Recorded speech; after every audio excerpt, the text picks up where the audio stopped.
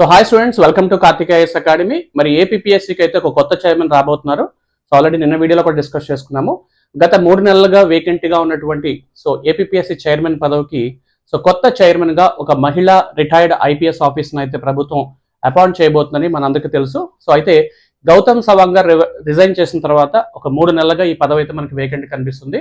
So చాలా మందికి అభ్యర్థులు చాలా కన్ఫ్యూషన్ ఉంది. గ్రూప్ 2 మెయిన్స్ ఎప్పుడు నిర్వహిస్తారు, గ్రూప్ 1 యొక్క రేషియో అని తీసుకుంటారు, ఇవాళ ఇలాంటి అనేక సందర్భాల్లో అభ్యర్థులు అయితే కాస్త కంగారు పడుతున్నారు అండ్ కన్ఫ్యూషన్ గా కూడా ఉన్నారు. కాబట్టి సో ప్రభుత్వం తీసుకున్నటువంటి ఈ నిర్ణయం చాలా వరకు ఒక వెల్కమ్ స్టెప్ గా చెప్పొచ్చు.